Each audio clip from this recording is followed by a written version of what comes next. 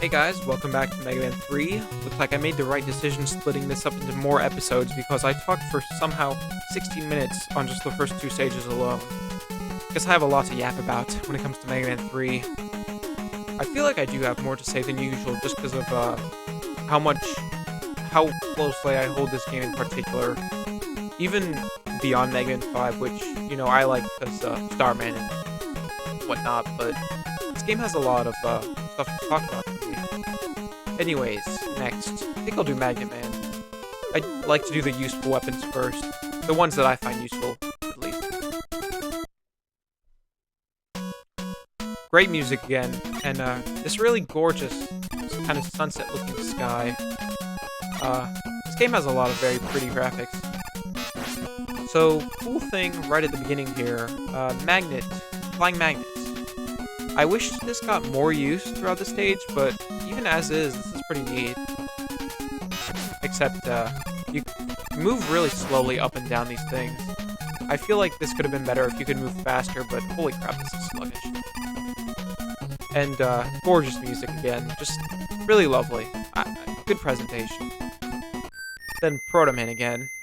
Shame his pattern is, the same as in Shadow Man stage, so pretty much crap. But, it's fun to spam him to death. I feel like I've played this game so many times that that's just second nature at this point. So, a lot of the people want to a lot of people knock Gemini Laser, saying it's not good, but if you know your weaknesses, it kills those things in 2 hits. That's pretty good. Gets rid of the missile, too. It uses 2 energy, which I think is a bit too much. If they had, like, 1.5, I don't think any NES games had, like, half energy consumption, but if that were something they could implement, I probably would have done it there. Of course, Gemini Laser, not effective against everything, and it doesn't work very well on these things. And, it lags the game, so some minus points, but really not bad. These, magnet things pull you in. This stage is probably one of the stronger ones in terms of, being thematic. Like, everything in this game is... everything in this stage is pretty magnet-like. And, this stage has the obligatory Yoku section. Except, if you have Jet, you can just fly over it. But, I'll give my commentary on the Yoku puzzle anyways. It's one of the best designed Yoku segments, in classic Mega Man, the first 6 games at least.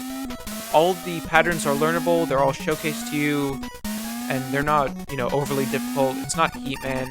I haven't got to talking about Heat Man stage yet, but it's not as dreadful as that. It's great. I can do this, legitimately, I just feel like skipping it. This screen, kind of feels like filler again. It's just energy. They could have easily placed this, like, down there, but, and then this enemy again. You really have to know the correct way to approach this. Not really an intelligent placement. It'll just nail you unless you know how to kite it perfectly, but I gotta say that to a degree that's kind of the fun part. I don't know if that's really an acceptable thing to say, but for me, part of the fun has always been knowing how to get past the enemy's tricks. Showing off Gemini Laser again. I do tend to switch between weapons often in this game. There are some games that I use the Buster mostly for, like 5, I rarely switch weapons. 4, 5, and 6, really, I don't use weapons all that often, but 3 I do, 2, well, you're using the Metal Blade for that whole game, so. Alright, time to evaluate Magnet Man. He jumps back and forth, he has set jumps, which is good, and he does random things. So, similar to Shadow Man, more dodgeable, the magnet attack is good. I think the pulling attack lasts for a little too long, but it's fine. And he takes 2 damage from the Buster for some reason, which never understood the deal with that. If you get hit by him while he's doing this magnet pull attack, he'll actually stop doing it, so something to know if you're trying to play the game fast. But, yeah, there's nothing wrong with this fight. It's pretty standard. Very rhythmic. Nothing wrong here. Oh, I missed. Alright, there we go. Again, I'm satisfied. Nothing wrong. Nothing really to complain about here. Besides the The stage is extremely short. If I have anything to complain about, it's that, again, it feels like they rushed to try and show the stage out just because of how short it is.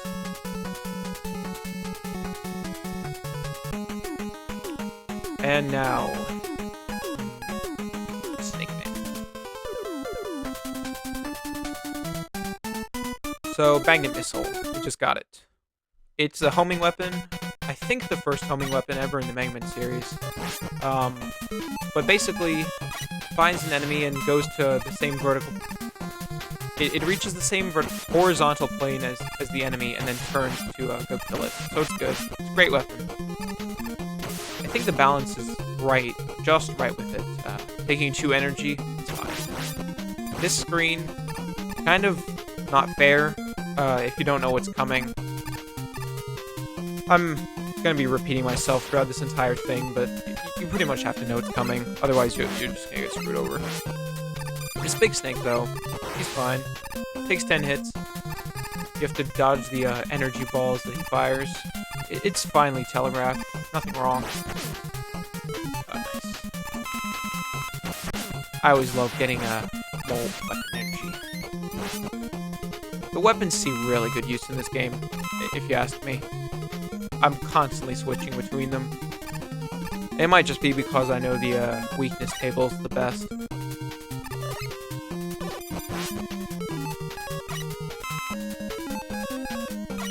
I'm not too big of a fan of the music here. There's nothing wrong with it, but it's not one of my personal favorites like Mega Man's theme.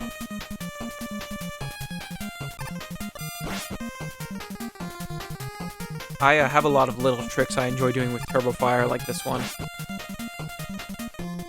Then there are these mystery cans again. At least I got a life. Shame I missed out on that E-Tank.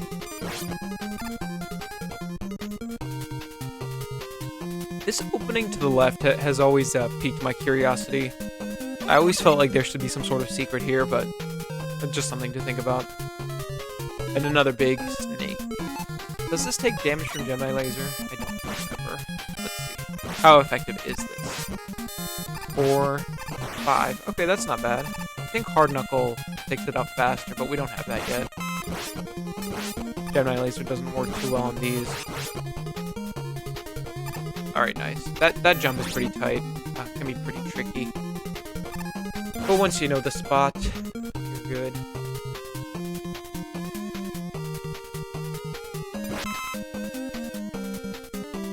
For some reason, the latter half of the stage takes place in the sky, which I never really understood, but the first stage does such a good job at conveying the snake theme that I never really minded. The stage has some really interesting gimmicks on this end, too. It spawns these cloud platforms, which you're supposed to ride on. If you don't have Rush Jet, that is. They're a little bit glitchy, though. Sometimes you can get shunted off of them, depending on how close to the edge you're standing, so... Again, the programming is kind of not up to par in some places, but nothing, it's not like a deadly sin or anything. Snake Man himself, he's a little boring. He runs back and forth. He's kind of like Electman. He runs back and forth, and there are 3 specific places where he can randomly choose to do an action. The right side here, the middle, and the left side. So, and when he does decide to do something, he shoots little snakes. It's pretty easy to dodge him. You just go back and forth on the opposite side of the room and fire at him. Takes 2 damage from the Shadow Blade, so good secondary weakness. He could have had an additional attack, I suppose. A lot of bosses in the original Mega Man series are really lacking in attacks, so nothing new, but he's fine.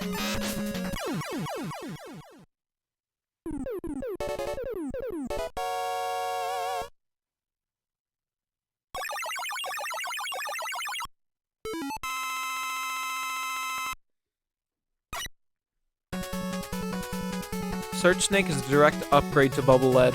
It now travels up walls, making it at least 100 times more useful, and it works on many more things. It's a good weapon. I don't use it too much, especially not over a Shadow Blade, Gemini Laser, magnet missile, but it has its uses. But I'll be concluding there. I'll see you guys in the next part. Thanks for watching.